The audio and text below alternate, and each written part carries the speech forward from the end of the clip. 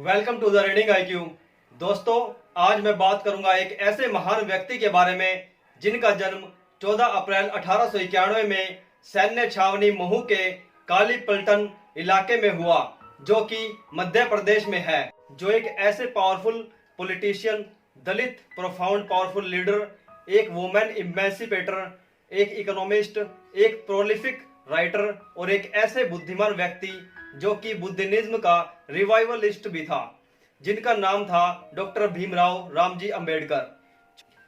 इनके पिता Ramji Sakpal east India company में सूबेदार थे। 25 साल सूबेदार की नौकरी करने के बाद सन 1894 में सेना से निवृत्त हुए। उस समय भीमराव मुश्किल से 2 साल का हुआ होगा।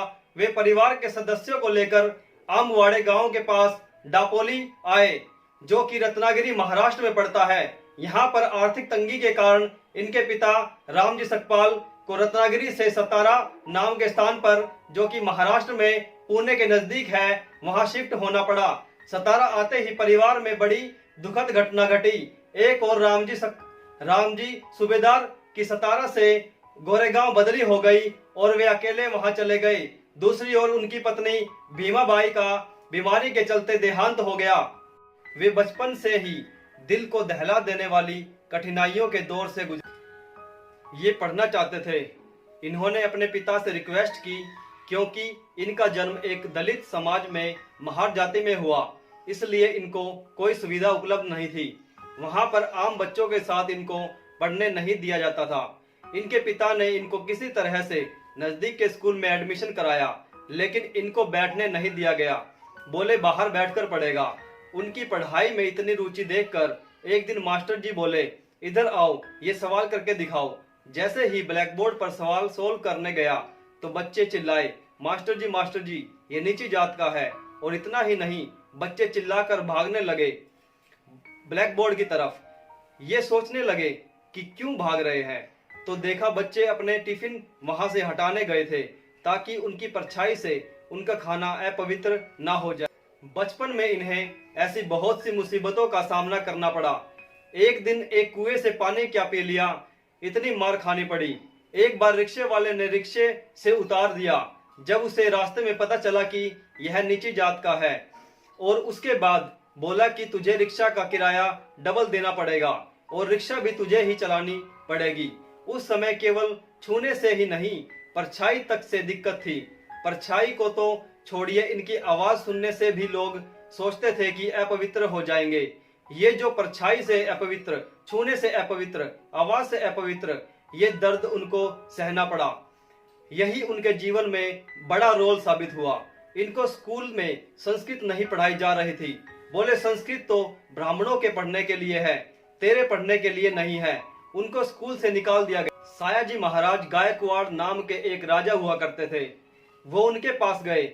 उन्होंने इनकी तकलीफ को समझा।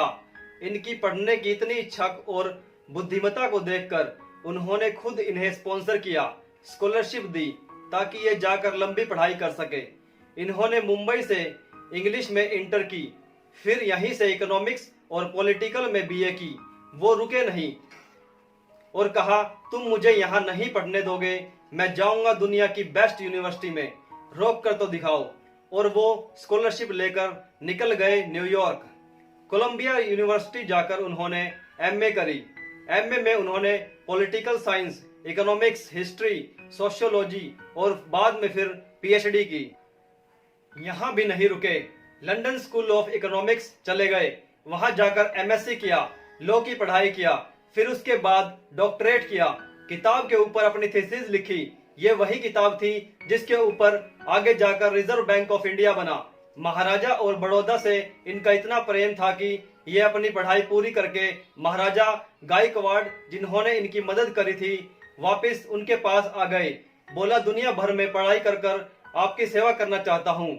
तो महाराज ने इनको मिलिट्री सेक्रेटरी की नौकरी दे दी, और उस समय ये नौकरी बड़ी मानी जाती थी। इतनी बड़ी पोस्ट पर आने के बाद भी छुआछूत ने इनका पीछा नहीं छोड़ा। वहां भी जो सरकारी पीएन होता था, उनको फाइल फेंक कर दिया करता था। कहता था कि तू नीच जात का है, आज गद्दी पर बैठाया तो क्या। उनको खाने के लिए बोलते थे, बाहर जाकर खा। आज भी वो इतनी बड़ी पोजीशन पर होते हुए भी कुएं से पानी नहीं पी सकते थे। इनकी तकलीफों का सिलसिला अभी नहीं थमा था।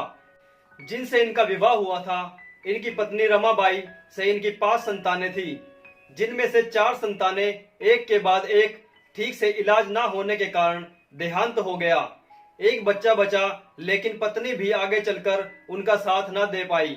वो भी लंबी बीमारी के चलते उनका भी देहांत हो गया। इस समय कोई भी आदमी टूट सकता था, जिसका अपना स्वाभिमान ही खत्म हो जाए।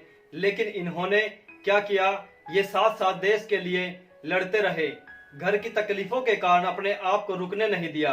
1927 में ये सत्याग्रह पर निकल गए। इस महान सत्याग्रह में ये जिद पर अड़ गए कि सभी दलितों को कुएं से पानी पिलाकर रहूंगा, सार्वजनिक स्थान पर आम लोगों के साथ समान अधिकार दिलाकर रहूंगा। और इतना ही नहीं, जो दलित औरतें थी, उन्हें साड़ी से अपने पैर ढकने तक का अधिकार नहीं था। औरतें आम औरतों की तरह साड़ी नहीं पहन सकती थी। इन्होंने पहली बार अधिकार दिलाया, आम औरतों की तरह वो भी पैर ढककर साड़ी पहनने का अधिकार दिलाया। इसके बाद इन्होंने कम्युनल इलेक्टोरेट की मांग कर दी। ये चाहते थे कि कम्युनिटी के आधार पर हमारी वोटिंग की सुविधा अलग हो। इस पर गांधी जी अड़ गए, क्योंकि गांधी जी अलग करना नहीं चाहते थे। गांधी जी ने इन्हें समझाया। बोले, अंबेडकर जी, मैं आपको रिजर्वेशन दिला दूंगा, बाकी सब कुछ करूंगा, लेकिन अलग नहीं करेंगे, क्योंकि अगर जातियों के आधार पर देश को अलग किया तो मुझे स्वतंत्रता नहीं मिल पाएगी। मैं अंग्रेजों से लड़ नहीं पाऊंगा। मेरे साथ खड़े होकर मेरी ताकत बनो। जब अंबेडकर नहीं माने तो गांधी जी ने उनको रिक्वेस्ट की और उसके बाद अनशन पर बैठ गए।